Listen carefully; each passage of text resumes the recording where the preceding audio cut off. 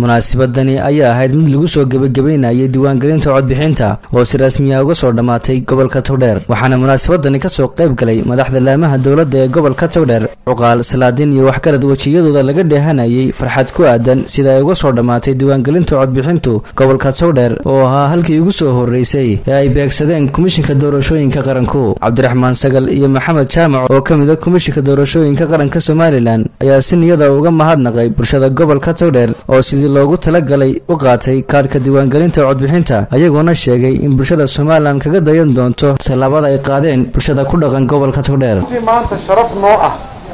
dhammaanteen komishinka doorashooyinka qaranka si guudba iyo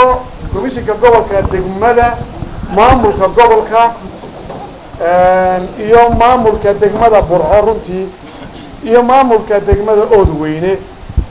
dhammaanteen waxa maanta sharaf inoo ah oo aynu Ilaahay ugu mahadnaqaynaa xafladan inaynu joogno aynu ugu subad uga dhignay gabagabeyntii diiwaangelintii codbixiyayaasha ee gobolka Togdheer inaan mahadnaq mar iyo laba iyo saddex iyo kun ka badan baa aan u soo jeediyo gobolkan iyo degmooyinkiisa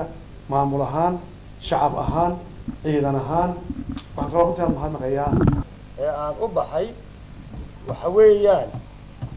waxa jirta in reer Togdheer ay aad iyo aad ugu dhagtaagayaan ama u xiiseynayaan inay ogaadaan tirada gobolka iska diiwaan gelisay oo aad nala weydiinayo gobolkii Togdheer oo qura ayaa diiwaangelintiisa soo dhamaatay oo soo gabagabowday gobolkaas awdal baa ku xigta marka lixda gobolba ay hadii alla yari diiwaangelintooda la soo gabagabeeyo ayaa waxa la soo saarayaa list la yiraahdo professional list la yiraahdo gudoomiyayaasha saddexda xisbi qaran ee gobolka Togdheer ayaa iyaguna sheegay in diiwaangelinta maanta la soo gabagabeeyay ay tahay mid tusaale u ah midnimada iyo wadajirka bulshada reer Togdheer sida quruxda badan ee arintan looga shaqeeyay ee qarannimada leh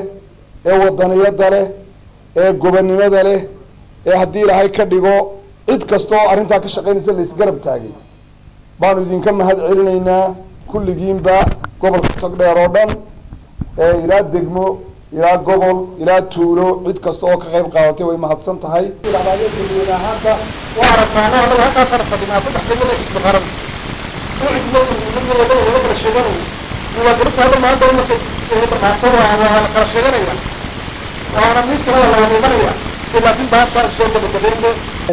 waxaan leeyahay gobolada kale ee kuwa ay maanta ka socoto iyo kuwa kale sugayana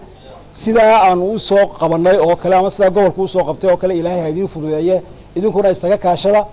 oo hareerana gamcahana isku dhaga oo iskala kaashada hawshaasi maayirka degmada Burco iyo barasaabka gobolka Togdheer oo gabagabadii kulankaasi ka hadlay ayaa qiray inay Burco tahay tirka Soomaaliland ku dhisan tahay wax kastoo laga bilaabana sida ay uga fusho Burco ay uga fulaan gobolada kale waa sida ay hadalka u dhigeen war waa aragtaan bahashiisa soo dhaafinay ragga wali ay u harsan tahay oo ay sugayso sida aanu anagu u agaasinay ee aan u soo dhameystirnay ee idinku soo gudbinay askari qof riixay aanu jirin edabta sanle sidaas uu naga daydo ka sii wanaajiyay idinkuna si magaceena iyo maamuuskeenu qaran ahaan iyo Soomaaliland oo hore u maro waxba ma yeelmayso bulsho aan sheeganay waxba na tari mayso hadii gobolada kale ay nala mid noqon ama ay naga sii qurux badnaan waxba na tari mayso ay nolol shaqeeyeen waxaan iyagana aad ugu mahadnaqaynaa ciidanka nabadgelyada iyo waliba militariga oo iyaguna si gaar ah inoo la shaqeynayay oo ka hawlgalay goobo fara badan shirkadaha oo waliba shirkadan u sad kordhinayay marka wixii ka dambeeyay la yiraahdo Telesom oo runtii meeshaan tagaba waxaan isla offline buu noqon doonaa meel walba online bay ahayd aksan oo aan dadku filayn baa ka soo baxay gobolka Togdheer laakiin challenge jira iyo isku riix jira dartii ayaa kale dib loogu dhigayaa